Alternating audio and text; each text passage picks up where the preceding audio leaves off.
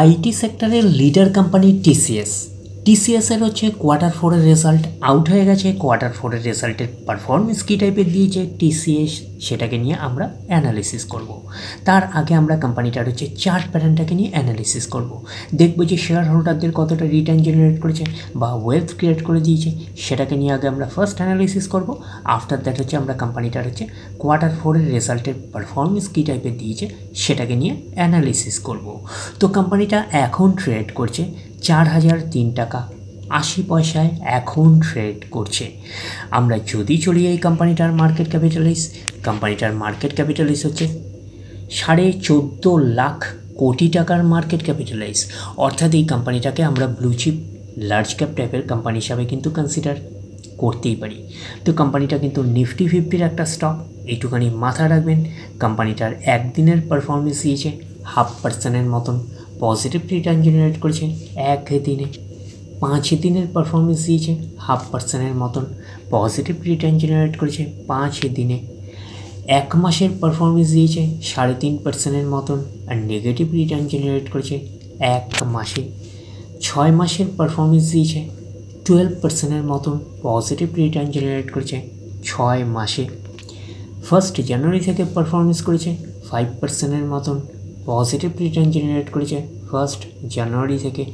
আমরা যদি চলে যাই 1 বছরে, তো 1 বছরে পারফরমেন্স দিয়েছে 26% মতন কিন্তু পজিটিভ রিটার্ন জেনারেট করেছে 1 বছরে। তো ন্যাচারাল ব্যাপার, আমরা জানি যে শর্ট টার্মে সেভাবে ওয়েলথ ক্রিয়েট হয় না স্টক মার্কেট থেকে। যত লং খেলবেন স্টক মার্কেটে তত হচ্ছে ওয়েলথ ক্রিয়েট হয়। বাট এই কোম্পানিটা কিন্তু শর্ট টার্মে অর্থাৎ 1 বছরে কিন্তু একটা ওকে টাইপের পারফরমেন্স করেছে, আমরা এইটুখানি বলতেই পারি।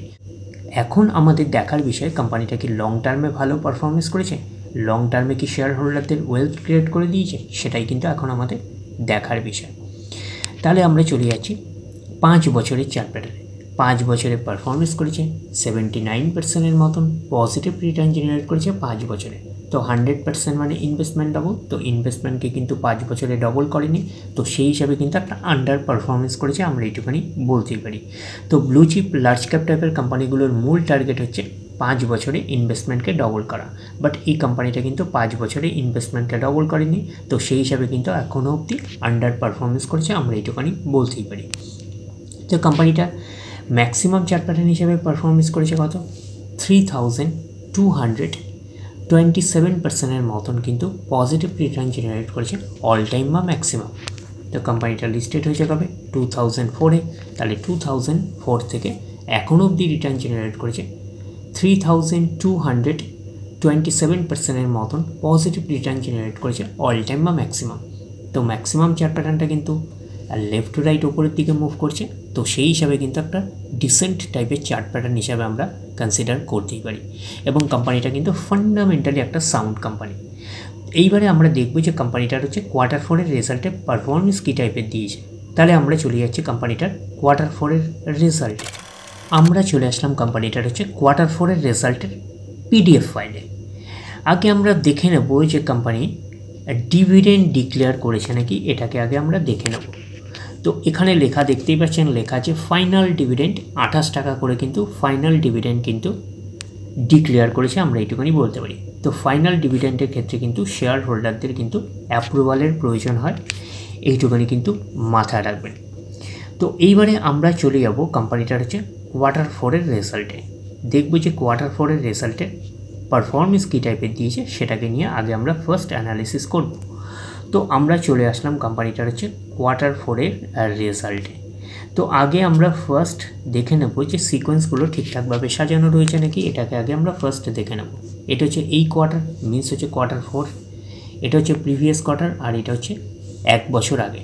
তাহলে সিকোয়েন্সগুলো ঠিকঠাকভাবে সাজানো রয়েছে, আমরা এইটুকুনি বলতে পারি। তো অ্যামাউন্টগুলো কিসে দিয়েছে, অ্যামাউন্টগুলো কিন্তু কালার্সে দিয়েছে অ্যামাউন্টগুলো। এইবারে আমরা চলে যাব টোটাল ইনকামে। তো টোটাল ইনকামে যাওয়ার আগে আমরা কি করব, একটু লার্জ করে নিয়ে অ্যাডজাস্ট করে নেব, তাহলে আপনাদের কাছে ব্যাপারটা আরও ভিজিবল হবে। তো এইবারে আমরা চলে আসছি কোম্পানিটার টোটাল ইনকামে।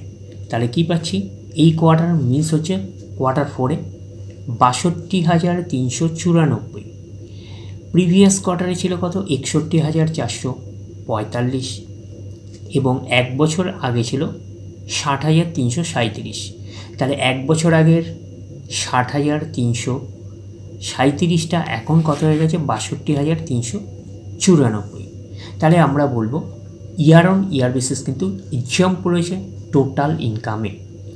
প্রিভিয়াস কোয়ার্টারে ছিল কত 61,445, সেটা হয়ে গেল এই কোয়ার্টার, মিনস হচ্ছে কোয়ার্টার 4-এ হয়ে গেল 62,394।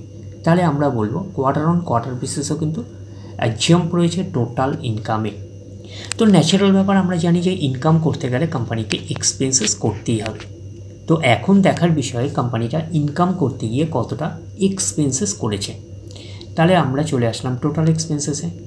এই কোয়ার্টার মিস হচ্ছে কোয়ার্টার 4-এ 45,545। প্রিভিয়াস কোয়ার্টারে করেছিল কত 45,658, এবং এক বছর আগে করেছিল কত 44,946। তাহলে এক বছর আগে 44,946টা এখন কত হয়ে গেছে 45,545। তাহলে আমরা বলবো ইয়ার অন ইয়ার বেসিস কিন্তু জাম্প রয়েছে টোটাল এক্সপেন্সেসে। প্রিভিয়াস কোয়ার্টারে ছিল কত 45,658, সেটা হয়ে গেল এই কোয়ার্টার, মিনস হচ্ছে কোয়ার্টার 4-এ হয়ে গেল 45,545। তাহলে আমরা বলবো কোয়ার্টার অন কোয়ার্টার বেসিস কিন্তু স্লাইটলি ডাউন পারফরমেন্স করেছে, আমরা এইটুকুনি বলতে পারি টোটাল এক্সপেন্সেসে। তো এইবারে আমরা বের করবো কি, এইবারে আমরা বের করবো হচ্ছে অপারেটিং প্রফিট। কি করে বের করব, টোটাল ইনকাম থেকে টোটাল এক্সপেন্সেস আমরা বাদ দেবো, বাদ দিলে যেটা পড়ে থাকবে সেটা হচ্ছে অপারেটিং প্রফিট। টোটাল ইনকাম পেয়ে গেছি, টোটাল এক্সপেন্সেস পেয়ে গেছি, টোটাল ইনকাম থেকে টোটাল এক্সপেন্সেস বাদ দিলে পড়ে থাকছে অপারেটিং প্রফিট। অর্থাৎ আপনারা বলতে পারেন profit before exceptional item and tax. এই কোয়ার্টার মিস হচ্ছে কোয়ার্টার 4-এ 16,849। প্রিভিয়াস কোয়ার্টারে ছিল কত 15,787, এবং এক বছর আগে ছিল কত 15,391। তাহলে এক বছর আগের 15,391টা এখন কত হয়ে গেছে 16,849। তাহলে আমরা বলবো ইয়ার অন ইয়ার বেসিস কিন্তু জাম্প রয়েছে, আমরা এইটুখানি বলতে পারি অপারেটিং প্রফিটে। প্রিভিয়াস কোয়ার্টারে ছিল কত 15,787, সেটা হয়ে গেল এই কোয়ার্টার, মিস হচ্ছে কোয়ার্টার 4-এ হয়ে গেল 16,849। তাহলে আমরা বলবো কোয়ার্টার অন কোয়ার্টার বেসিসও কিন্তু জাম্প রয়েছে অপারেটিং প্রফিটে। তো অপারেটিং প্রফিটটাই নিশ্চয়ই কোম্পানির মেন প্রফিট নয়। তারপরে কি করতে হবে, তারপরে বিভিন্ন অ্যাডজাস্টমেন্ট থাকলে সেগুলো প্লাস মাইনাস হবে, তারপরে গভর্নমেন্টকে ট্যাক্স পে করতে হবে। গভর্নমেন্টকে ট্যাক্স পে করার পরে কোম্পানির কাছে যেটা পড়ে থাকবে সেটা কোম্পানির ফাইনাল প্রফিট বা নেট প্রফিট হিসাবে আমরা কনসিডার করতে পারি। তাহলে আমরা পাচ্ছি কি প্রফিট ফর দ্য পিরিয়ড, এটাকেই আমরা নেট প্রফিট বলতে পারি, এটাকেই আমরা ফাইনাল প্রফিট বলতে পারি। তাহলে আমরা পাচ্ছি এই কোয়ার্টার মিস হচ্ছে কোয়ার্টার 4-এ 12,502। প্রিভিয়াস কোয়ার্টারে ছিল কত 11,097, এবং এক বছর আগে ছিল 11,436। তাহলে এক বছর আগের 11,436টা এখন কত হয়ে গেছে 12,502। তাহলে আমরা বলবো ইয়ার অন ইয়ার বেসিস কিন্তু ম্যাসিভ জাম্প রয়েছে নেট প্রফিটে, আমরা এইটুখানি বলতে পারি। প্রিভিয়াস কোয়ার্টারে ছিল কত 11,097, সেটা হয়ে গেল এই কোয়ার্টার, মিনস হচ্ছে কোয়ার্টার 4-এ হয়ে গেল 12,502। তাহলে আমরা বলবো কোয়ার্টার অন কোয়ার্টার বেসিসও কিন্তু ম্যাসিভ জাম্প রয়েছে, আমরা এইটুখানি বলতে পারি নেট প্রফিটে। তো এখানে আপনারা একটা অ্যাডজাস্টমেন্ট দেখতে পাচ্ছেন এক্সেপশনাল আইটেম। তো এক্সেপশনাল আইটেমের অ্যামাউন্টটা কিন্তু সেটেলমেন্ট অফ লিগাল ক্লেম। তো এক্সেপশনাল আইটেমের অ্যামাউন্ট কিন্তু ওয়ান টাইমই হয়, একবারই হয়, এইটুখানি কিন্তু মাথা রাখবেন। প্রিভিয়াস কোয়ার্টারে ছিল কত 958।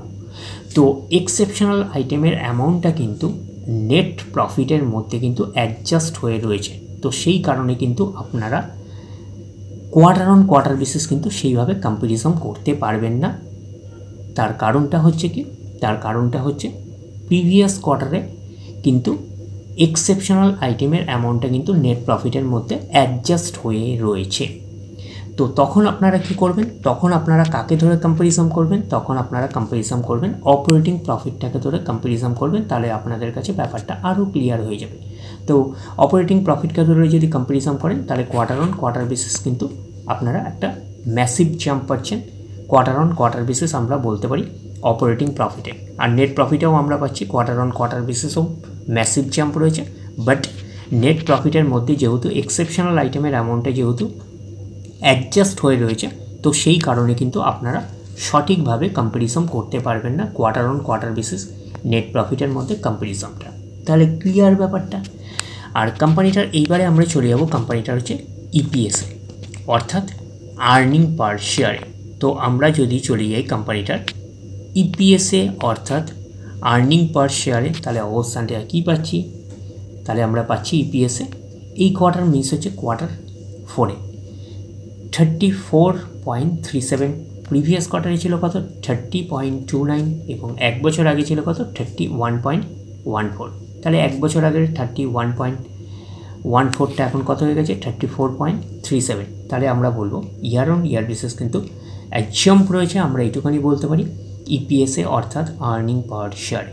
প্রিভিয়াস কোয়ার্টারে ছিল কত 30.29, সেটা হয়ে গেল এই কোয়ার্টার, মিনস হচ্ছে কোয়ার্টার 4-এ হয়ে গেল কত 34.37।